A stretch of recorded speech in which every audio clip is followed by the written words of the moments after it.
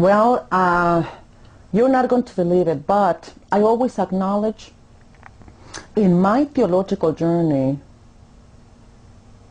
the work of Catholic priests, believe it or not. Even since I was very young, I was 11, 12, 13 years old, I was a catechist.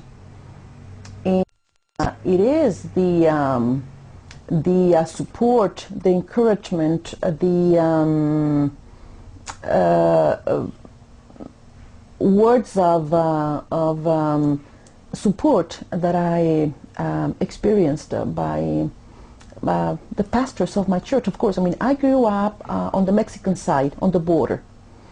The Diocese of Mexicali, that is it's a diocese very sensitive to experience of migrants. I'm coming from a family of migrants, farm workers, migrants. So in that context, I saw that religion for me, catechism in the life of the Catholic Church provided me with an environment, a space in which I could do something worthy of investing your time. I mean, it provided me a reason to live. It gave me hope. It allowed me to interact with others, and especially it gave me access to knowledge. However, what I have also acknowledged is that to me, what made the most significant difference as a Catholic woman was my contact with religious communities of women. It is the nuns, the religious, the missionaries, those women who were working in that area of the border, the desert, trying to promote better conditions of living for migrants, that truly made a significant impact in my life. To me, I was very young when I developed this idea that I wanted to be like them. I mean, educated women in the church who will teach us about the newest methods in catechetics, the new methods of learning religion. So to me, the nuns became my role models. And I believe that that is what enhanced my journal and my options. That is what was shaping my theological vocation. Later, when I entered my theological studies, I also found of great inspiration the work of the theologians that taught me. I did not have female theologians as professors when I was studying theology. However, the theologians the male theologians that taught me at the theological school, they were all influenced heavily by the Church of Medellin, by the early works of liberation theology. So it is in the context of the Church of Medellin, it is the context of liberation theology in the late 70s and the early 80s that influenced enormously my theological education, my theological options.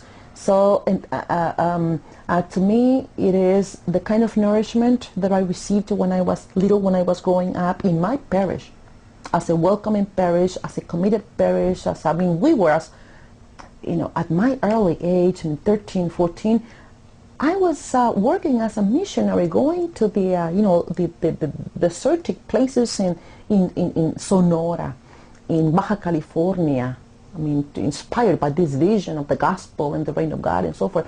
And then doing my theological studies, it was a time in which we could not see theology without commitment to solidarity. It was a vision of theology as highly engaged with the movements for transformation. I mean, it was the time of Guatemala, in the struggles in Nicaragua, the struggles in Salvador. It was a time of the assassination of Bishop Romero, and later the assassination of the Jesuits in Salvador, and then the church being persecuted because of its commitment to justice. That's the Catholic Church, the genuine Catholic Church, the church that is committed to the life of the poor. So that is the context in which I grew up, and that is what inspired my commitment. The other step that I made was in terms of feminist awareness and feminist thinking. To me, that provided me a whole new light in my theological approach to things. The contribution of feminist thinking and feminist theology. I was living in Mexico City doing my theological studies when it was the late 70s, early 80s, when I was first exposed to the works of Elizabeth Schüssler Fiorenza. And being in the Mexican setting, in the Mexican church, in that environment, to me, her works were highly enlightening. To me, it was very empowering experience to see that there was a Catholic biblical scholar, a Catholic theologian who will write and who will publish books.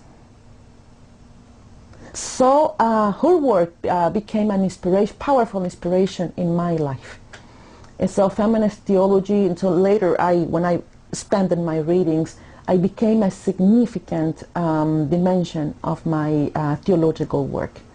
So that's the kind of a background that I can mention.